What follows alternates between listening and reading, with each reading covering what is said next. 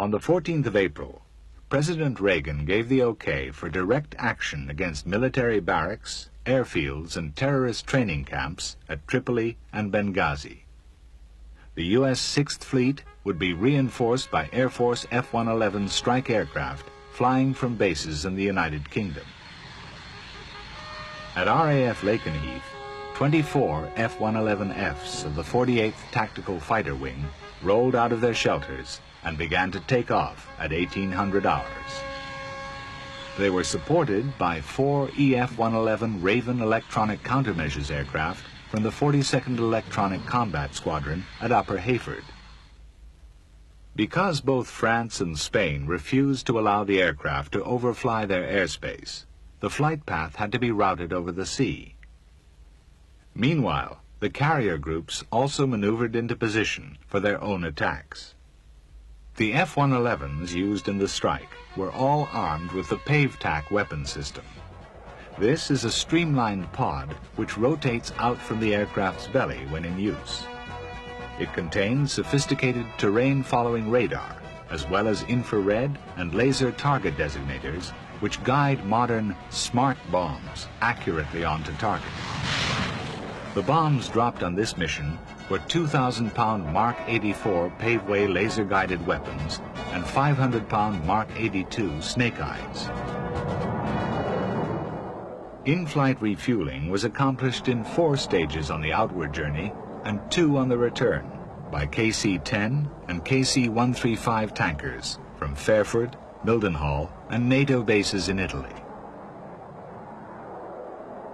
Official Air Force targets in and around Tripoli were the Libyan Frogman HQ at Sidi Bilal, Gaddafi's command post headquarters in the Azizia barracks, and military transports at Tripoli Airport.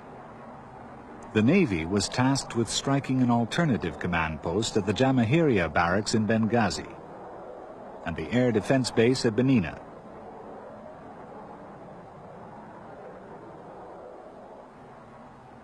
As the F-111s approached their targets, the PAVE-TAC pods were swung out in the terrain-following mode, and the laser designators switched on to warm up.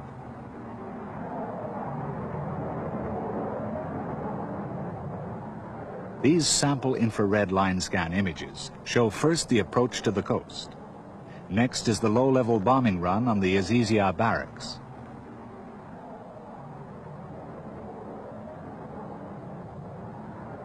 Gaddafi's circular white tent and even the tent poles are clearly visible. Members of his family were reportedly killed and wounded here. Finally, the F-111s approached Tripoli Military Airport. Here, 5 Ilyushin 76 transports on the ground are severely damaged by snake-eye retarded bombs. In the Libyan capital, the attack erupted. Libya possessed SA-3 and SA-5 surface-to-air missiles, and certainly fired many of her 23, 30, and 57mm anti-aircraft guns.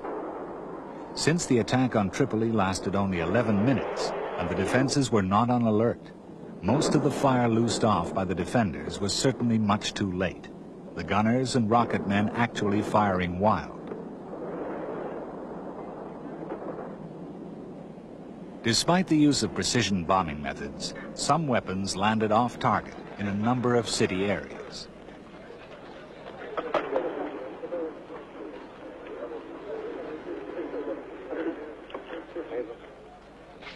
There were civilian casualties, perhaps as many as 300. Hospital wards began to fill up.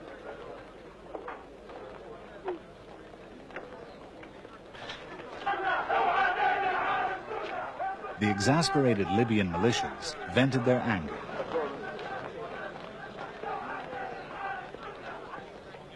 In the Tripoli suburb of Bin Ashur, close to the Libyan National Security Building, the French embassy was hit. The Swiss and Iranian embassies were also slightly damaged. It is probable that damage was also caused by Libyan SAMs, which had missed their targets, falling back to earth.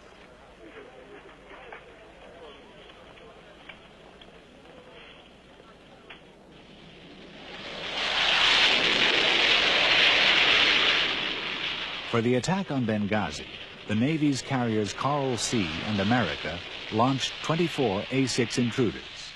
6 FA-18 Hornets were also dedicated to the attack.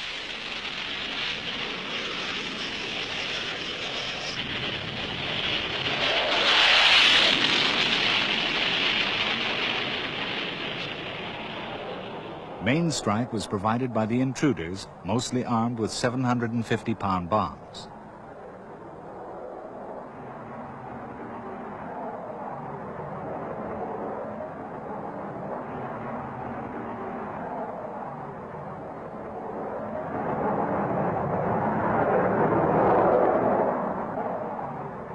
Harm anti-radiation missiles, which home on the radar emissions of enemy detection, and gun and missile guidance radars were also employed. And these certainly accounted for a complete missile battery south of Benghazi.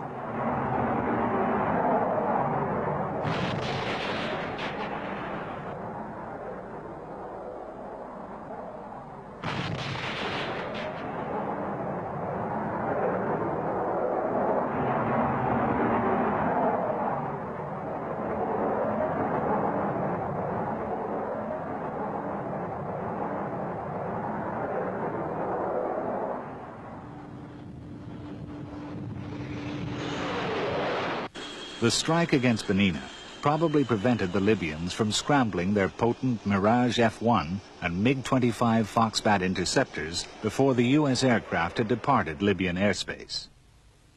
In all, both raids actually lasted only 13 minutes. Shortly afterwards, one F-111 was reported downed, and a search and rescue mission was launched from the carriers. Unfortunately, the two-man crew were lost.